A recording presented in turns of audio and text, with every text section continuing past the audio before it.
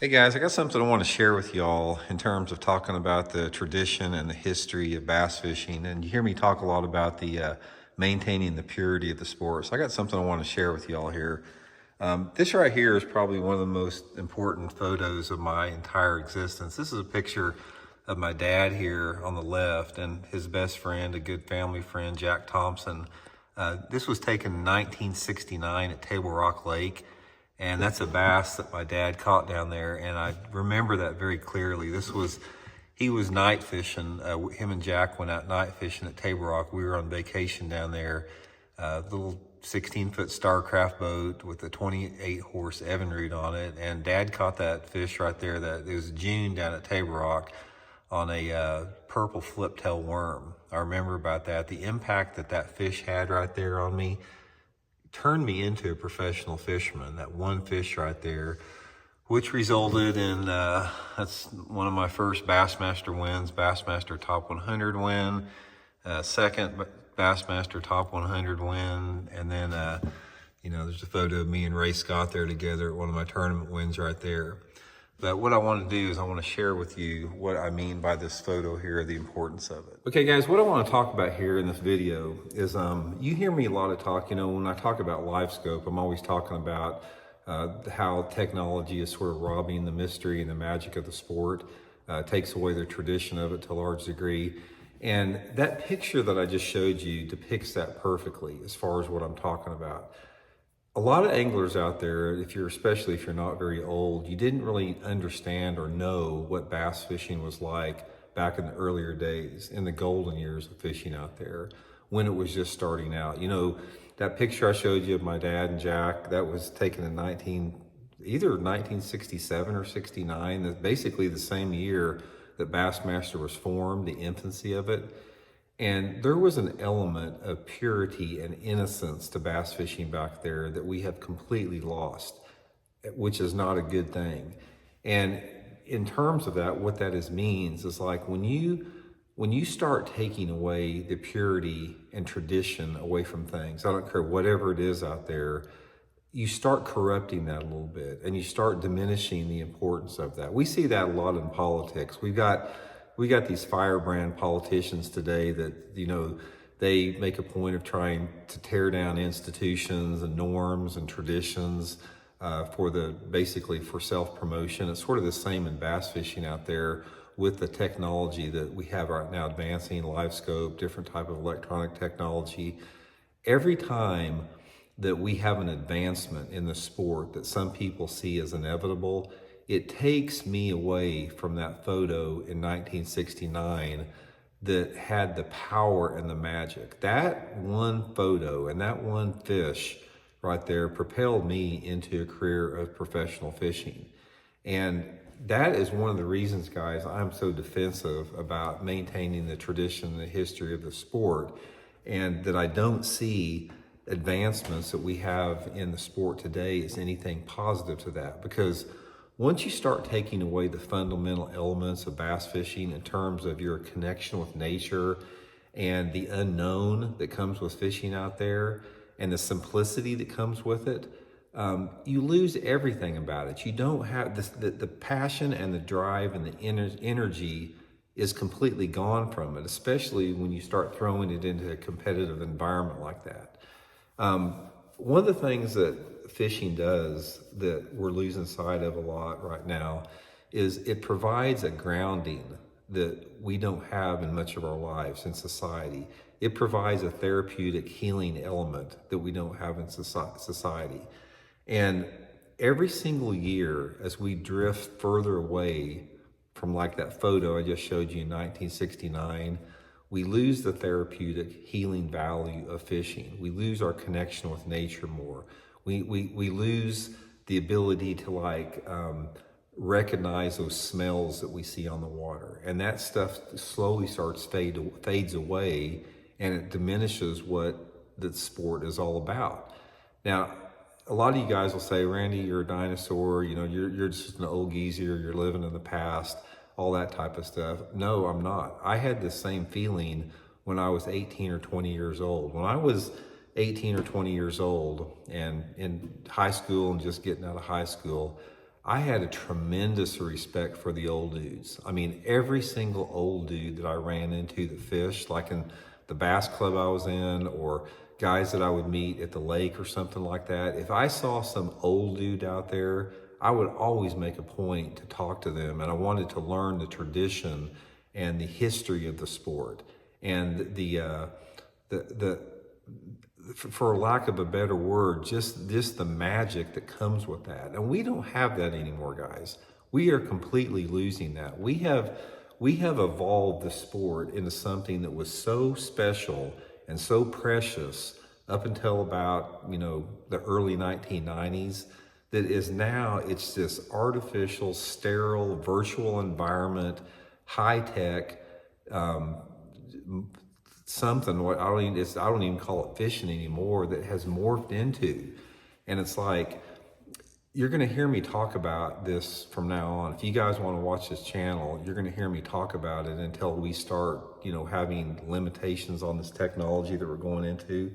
Because every single year, as a professional angler, I've done this for 35 years, guys. I have fished more than anybody that is watching this YouTube video. I can assure you right there, thousands and thousands of days on the water.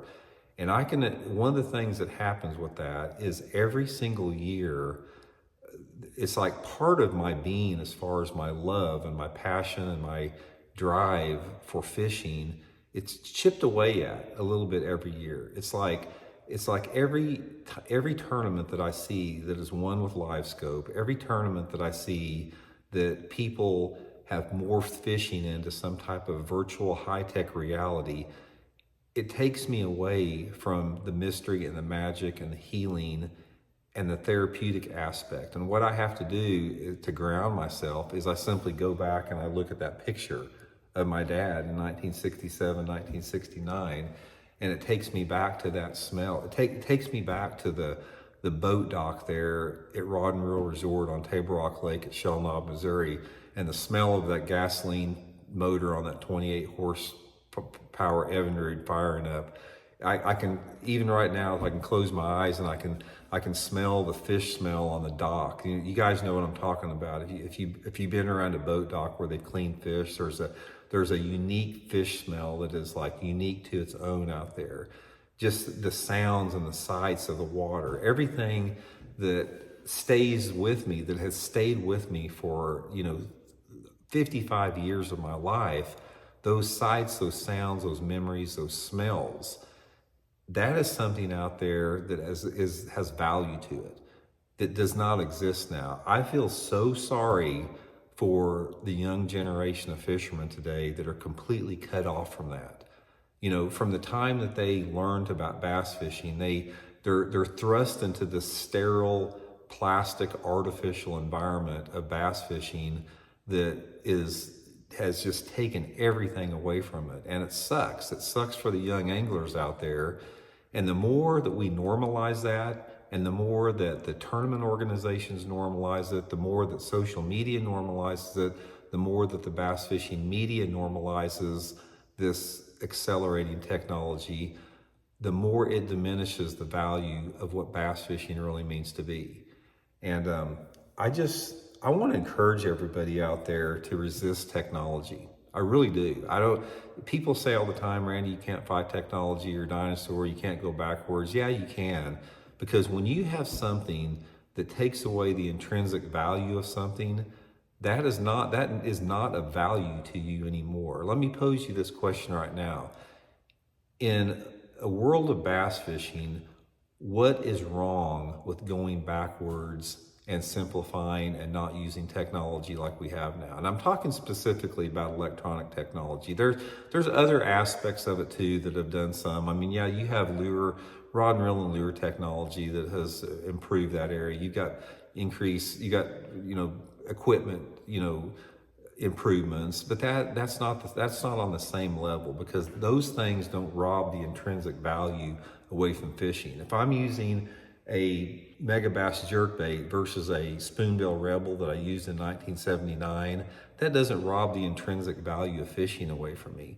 But when You take my Super 60 Humminbird flasher that I had in 1982 versus, some freaking live scope or forward facing sonar unit now.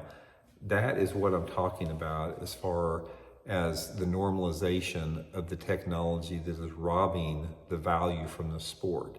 Now, I realize completely a lot of you guys can't grasp this. I understand that. It's just like that is the nature of reality, that some people cannot grasp certain concepts. A lot of you guys out there they're looking at and you're saying F and A, Randy. I totally agree with you big time. Keep moving forward. We got your back. And there's some other guys out there that say, Randy, you're a freaking nut job. You don't know what you're talking about. You're a dinosaur. Your time's past. You take a seat, Grandpa. I understand that.